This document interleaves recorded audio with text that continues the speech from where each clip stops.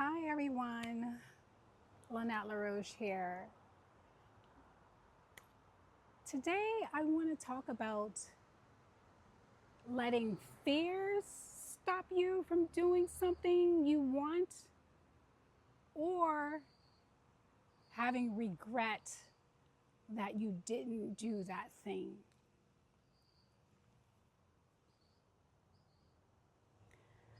So, no matter how we slice it, many of us have regrets in our lives. And I'm one of them. And I have probably several. But the one I want to talk about today is the one where in 2001, I sold my last house in San Francisco and I walked away with over $500,000. So $500,000 I had in my bank account, more than $500,000. And my plan was I am going to move to France. Yes, that was my plan. I was going to live outside of a village. I was going to have goats and chickens, and I was going to have outbuildings so I can have my coaching sessions and space for retreats.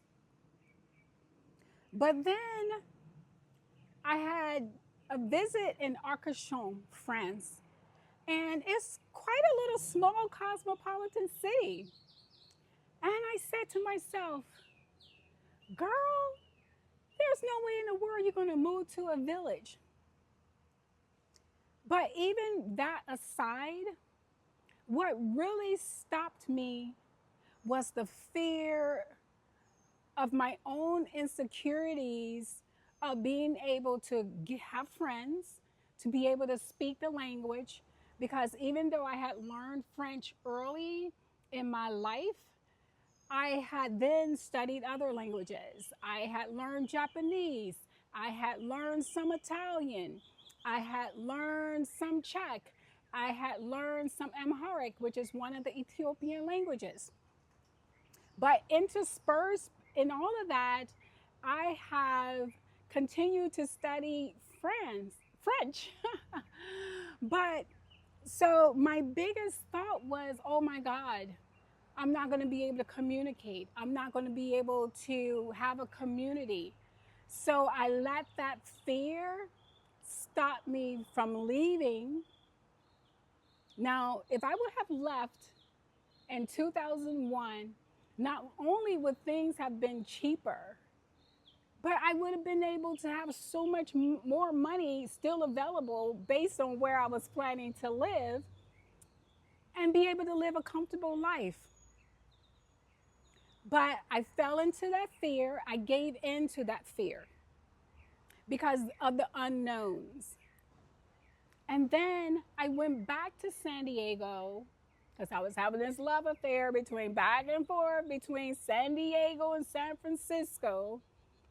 And I went back to San Diego, and then the market was going crazy at that time. Their market was turning into San Francisco's market, where maybe houses went 25 or 50,000 over asking, but they were putting houses on the market like hundreds of thousands more than they were worth, and then they were going over asking like 100,000.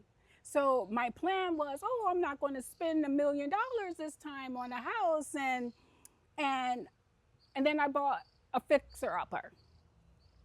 I only thought I only had to redo the kitchen and the bath, but ended up having to redo the plumbing because they had all of this, I'm gonna call it wildlife, all of this plant life in the front yard that had ruined the plumbing all the way to the street. And so, and then I guess their cooking lifestyle also damaged the plumbing.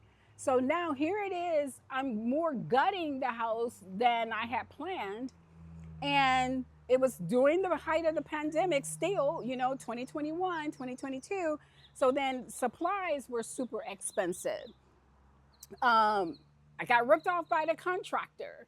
And here it is, $250,000 cash in a renovation that still was not complete when I ended up having to put it on the market because I needed to, at this time, this is where my life was unfolding in a direction that I had never envisioned for myself. So, so I put the house on the market and then went with someone that was obviously a wrong choice because I was trying to rush the process. So here it is again. You know, I'm looking at my life sometimes in the way that we look at our responsibilities in corporate. You can't do that. And so long story short, I had solar installed, and it had to have been that solar that damaged the roof because the roof was fine before then. And when I had it on the market with the second agent, who was fantastic, the ceiling fell in during the second showing. Mold everywhere. That's probably why I was not feeling great during that last year living in the house. So I couldn't sell the house over asking, even though I was in one of the best neighborhoods in San Diego. I was like less than 2 miles away from the airport, less than a mile away from Old Town, like 3 miles away from downtown, a mile away from the zoo and that huge park over there. So my life then started continuing to tumble down. I went back to San Francisco because, let me get a job up there. But then I found a job in Orange County. So I won't belabor all of that. Sorry about the sirens. So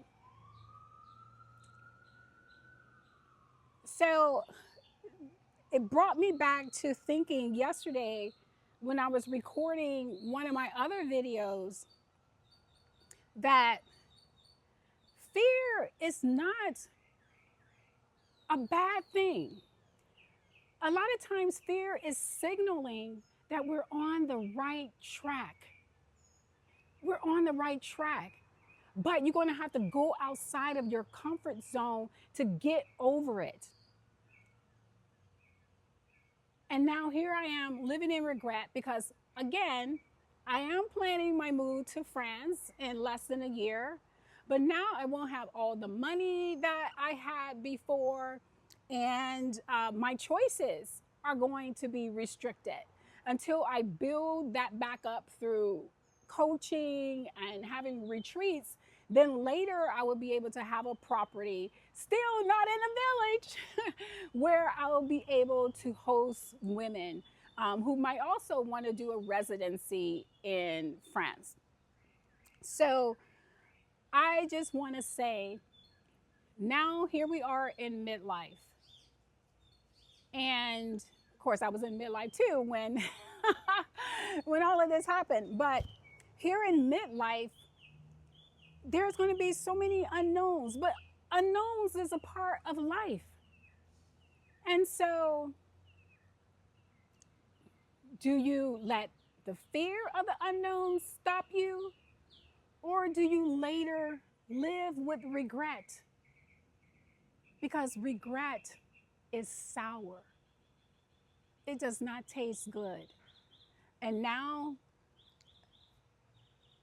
I'm on this journey, still redesigning my life, and I'm not going to let that regret stop me from building what I want to build. But I just thought I would start this conversation. So I'm going to start a post where I want to get your feedback in terms of, have you not done something that you are afraid of the unknown, or maybe you felt that you were too old to start something new?